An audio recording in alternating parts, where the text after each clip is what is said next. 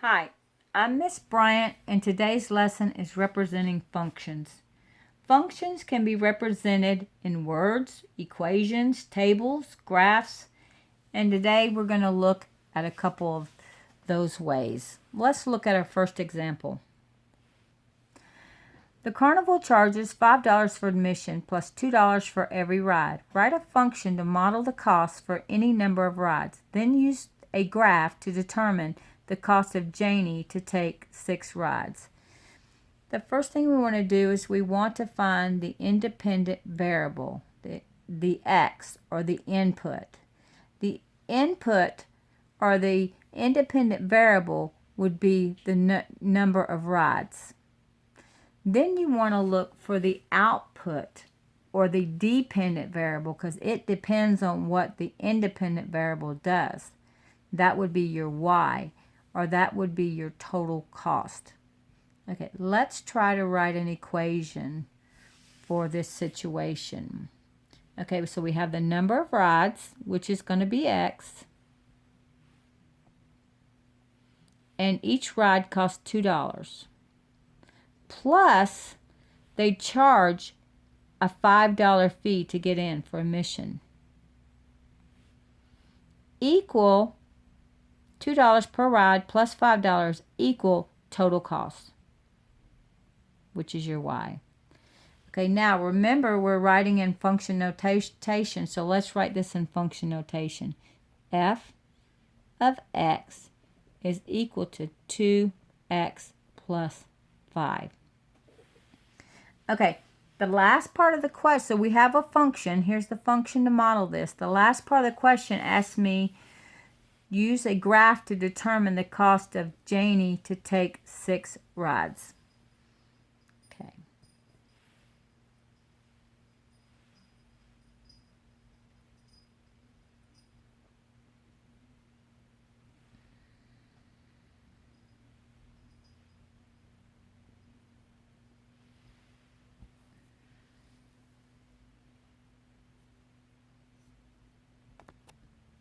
Okay, they ask us to find the cost for 6 rides. We actually could plug it in. The equation f(x) equals 2 times 6 plus 5. So f of x is equal to 12 plus 5. F of x is equal to 17. So, if she rode 6 rides, it would cost $17. And if you look at the graph, if she rode 6 rides, the cost would be $17. Okay, let's look at another example. Example 2. Paula's Plumbing charges a fixed amount for any home visit, plus a per hour fee. The graph shows some sample jobs she's done recently. How much does Paula charge for a 7-hour job?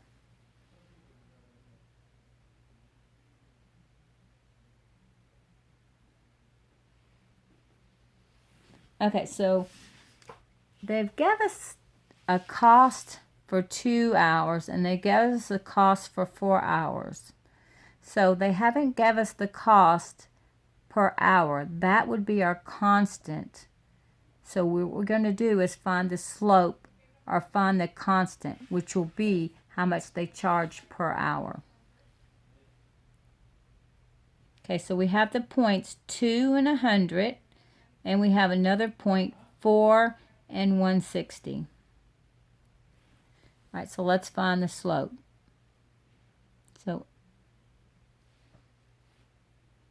m is equal to y sub 2 is 160 minus y sub 1 is 100 over x sub 2 is 4 minus x sub 1 is 2.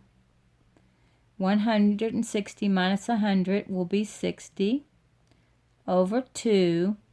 So your slope will be 30. So your constant is 30. So they charge $30 per hour. Now they want me to write an equation. Well, as long as I have the slope in one point, I can write an equation. So let's do that.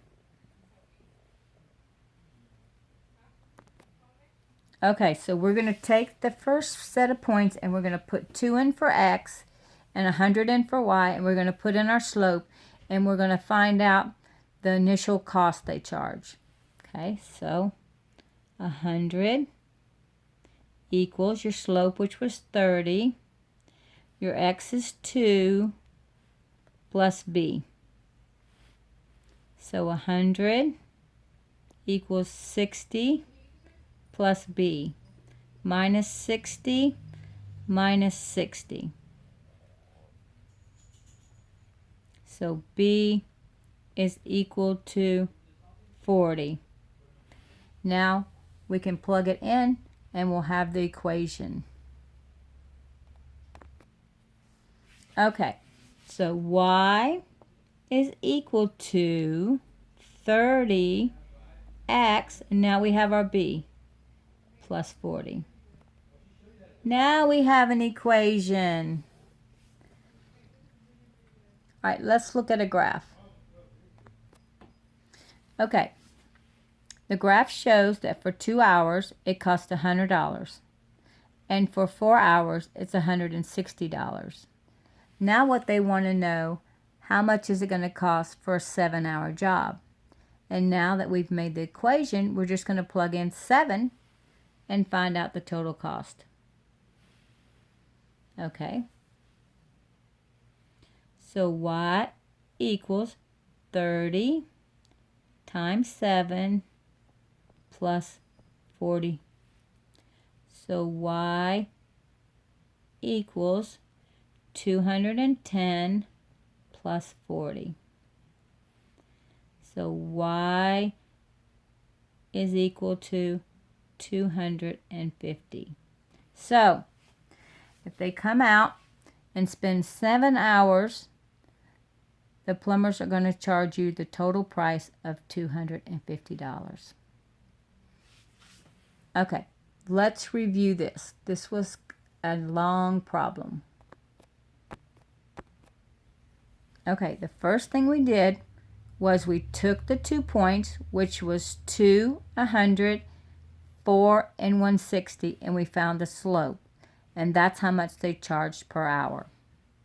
The next thing we did was we found the slope, then we plugged it back into our slope-intercept form, and we found the initial cost for the visit, which was $40.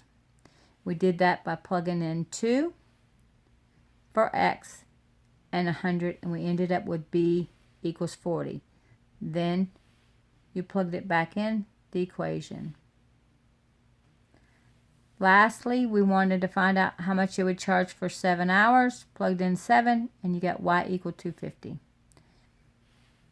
If you need a little more, just review the tape a little bit. All right, let's look at our last example. Our last example says make a table for the function f of x is equal to negative 3x plus 5. What we like to do is when you plug in things for x, you get to pick what you want for x. It's usually good to have negative and positives, and usually good to keep your numbers small. So I use negative 2, negative 1, 0, 1, 2, and that's what I like to use each time. All right, so let's plug them in and let's find out what our f of x is, or our y. So you have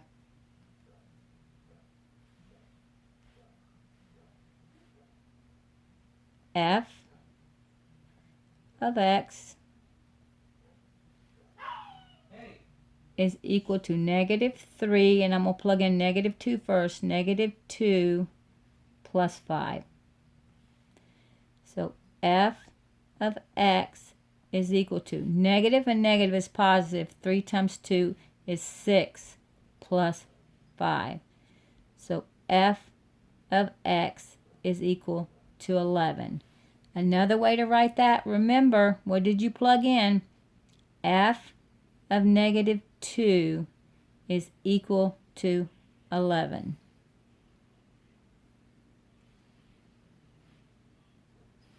All right, now let's try plugging in negative 1. Okay, now we're going to plug in negative 1. So f of x is equal to negative 3 times negative 1 is positive 3 plus 5. F of x is equal to 8.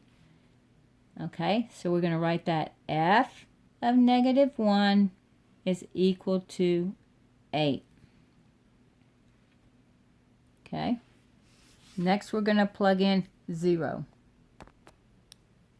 Okay, so f of x is equal to negative 3 times 0 is 0 plus 5. So f of x equals 5. I'm sure you remember how to do this, but let's do it again. F of 0 equals 5.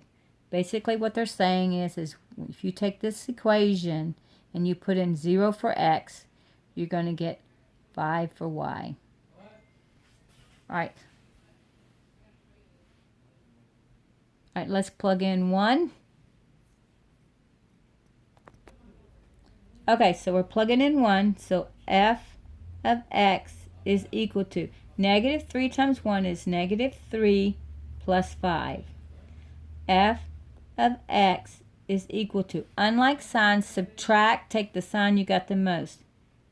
5 minus 3 is 2. You got more positive, so it's positive. Okay, let's look at the last one. We're plugging in 2. So f of x is equal to negative 3 times 2 plus 5. So f of x is equal to negative 3 times 2 is negative 6 plus 5. F of x is equal to, unlike signs, subtract, take the sign you got the most. 6 minus 5 is 1. I have more negatives, so it's negative. Okay, how are we going to write that? F of 2 is equal to negative 1. There you go. Now we have a table for this function. This table represents this function. Okay, I hope you enjoyed the lesson. Please don't forget, study, study, study.